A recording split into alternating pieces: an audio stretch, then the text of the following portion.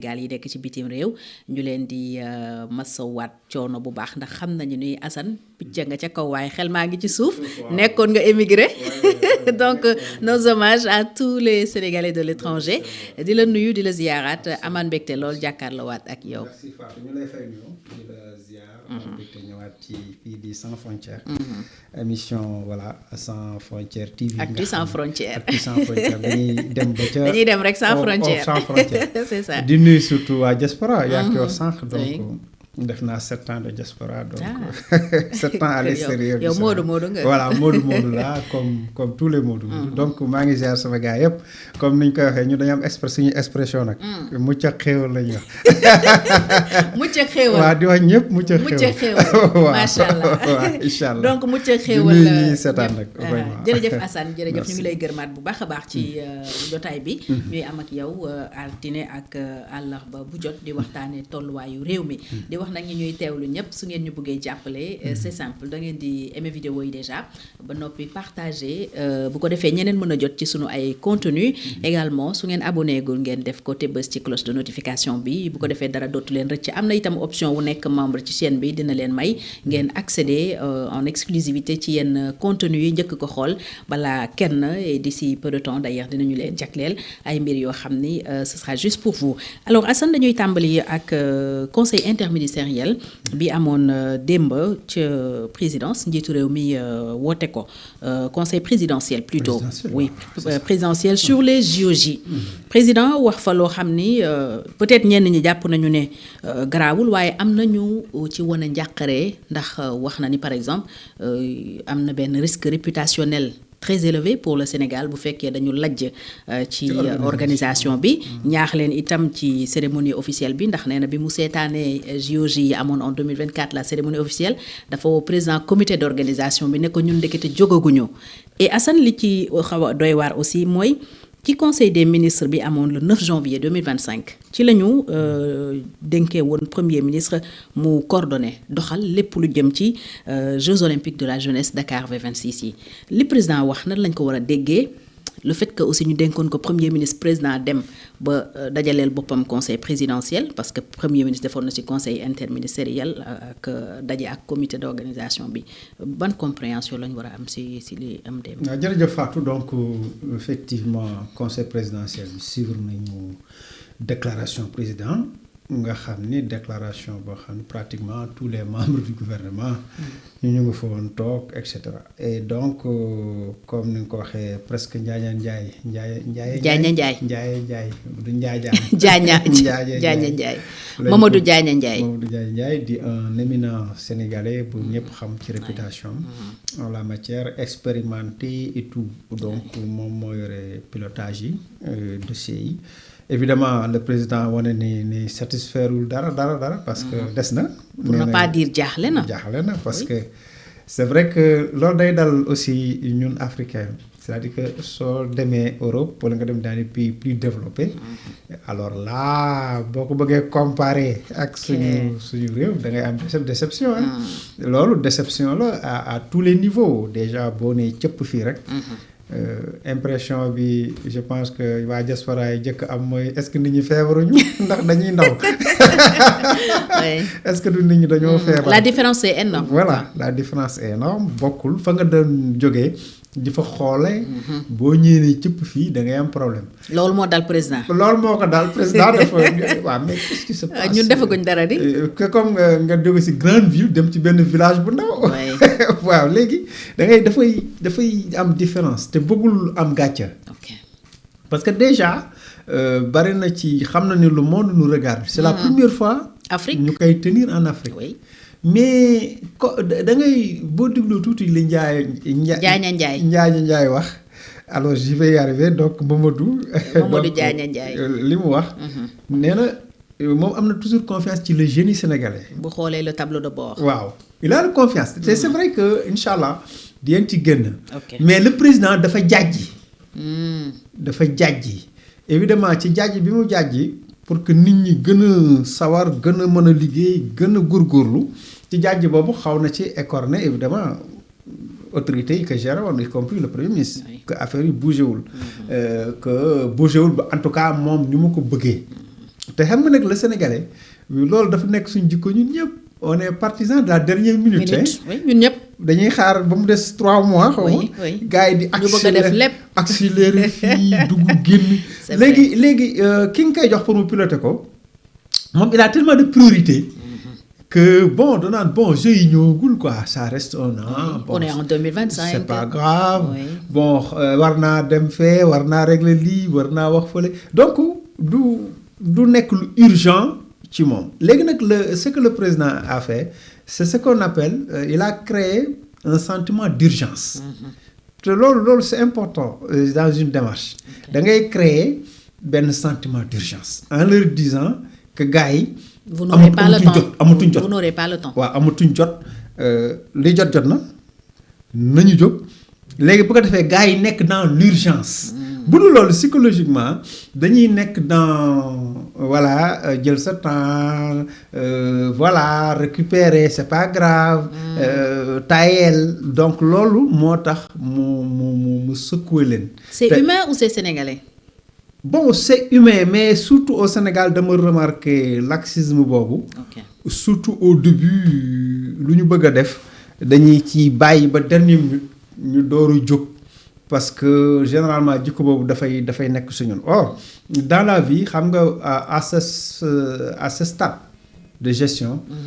On est ñu ngi ci li ñuy wax planification c'est-à-dire da nga war a planifier looy def. État du lu ñuy gérer selon voilà comme ni ñuy gérer suñu affaire personnelle. Même suñu affaire personnelle on doit planifier.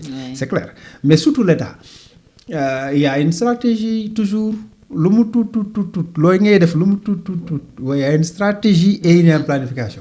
boo gis nga boo deful loolu planification bi aussi dafay am contrôle et suivi. gis nga boo négliger aspect yooyu. loolu mooy indi situation nga xamante ne dafay ay dysfonctionnement. Après xam nga day bañ ñu ni xoolal rek. ils ont raté ça. Regarde-moi les Africains. Ainsi de suite. Mais comme ni ko monsieur Ndiaye waxee. Je crois que am nañu chance réussir ko d'autant plus que des na. oui des na tuuti et que peut-être il faut y mettre les moyens parce que à chaque fois li ñuy gàllankoor rek mooy le problème de moyens. Et on a certainement l'expertise qu'il faut et tout xam nañ fi ñu bëgg a dem ils ont certainement budgétisé planifié mais il faut exécuter à temps. Contrôler te jikko yooyu daf ñu manqué. Waaw gis nga maa ngi nii ñëw 14 heures. non yow bokkoo si yow da nga amoon empêchement. waaw man retard j'aime la planification. C'est vrai. J'aime pas le retard. J'aime pas wax muy deñ. mais il y a des jours comme ça. boo amee nag. ça n'arrive pas toujours. li ñuy wax force majeure. mënul ñàkk force majeure li nga xam ne léegi gàllankoor na la ba nga xam ne yow mënoo respecter say engagements. à partir de ce moment-là on comprendra. mais je pense que daal le président def c'est important mais également comme ni nga ko waxee je crois que am na lu ñuy nëbb je pense que débat bi ci kanam dina dugg ci loolu bu baax. li ñuy nëbb bon pas nëbb mais waxuñu ko carrément mooy au niveau institutionnel il y a une dualité politique bi day wàcc au niveau dualité institutionnelle. Le président il y a beaucoup de choses daf koy gérer boppam. Pourquoi? Parce qu'on est en cohabitation. C'est-à-dire que le Sénégal dafa dugg en cohabitation. li am démb mën nañu ko lier un peu ak situation politique bi. waaw parce que le président moo ko jëlal boppam dégg nga. waaw il a pris il a dit lañ ko dénkoon wax naa la conseil présidentiel. après le 9 maintenant je ne sais pas si conseil des présidentiel bi desoon nañ ko avant. ci planification bi day ni bu ñu àggee ci date sangam dañuy tenir un conseil présidentiel loolu aussi dinañ am. lii on suppose que retard bee ko waral. retard bi président jàpp parce que ni mu waxee. mën na ci am du waxu ku kontaan. bien que il a été diplomate xam nga bon il a été poli quoi. am na lu ñu def mais am na lu des. il a voulu être correct bëggul frustrer les gens. mais boo liree. entre les lignes il y a une déception. bien sûr et non seulement une déception mais am na tuuti njaaxare. inquiétude.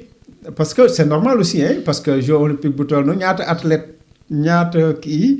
te ñun bon voilà quoi donc il faut s'y mettre. il faut que dès maintenant ñu taxaw ci jël mesures yi ñu ci war a jël. bu dee infrastructure je ne sais pas nan lañ koy gérer. il faut y aller. il faut pas que voilà ñu def naan c'est des trucs d'africains. waaw comme suñu benn stagiaire français dafa ñëwoon rédaction bi dama jënd benn pantalon. marché ba. ñëw toog ci rédaction bi ubbi tànk yi rek pantalon bi xaar. mu daal di yokku ni c'est pantalon d'Africain. On est catalogué, hein? li ma ko ci ree. Bon alors du coup il faut pas que aussi ñu naan cette organisation d'Africains. Je pense. Et loolu le président di bañ. loolu lay bañ cette organisation ce truc d'Africain là voilà sonorisation yi fii. cérémonie officielle bi jaxasoo. waaw jaxasoo fii ñi jaar ni ñi jaar ne logistique bi fii. hôtellerie kii fii. athlètes yi ni ñu war a kii fii. bon yooyu c'est pas petit. D'autant plus que c'est énormément d'argent.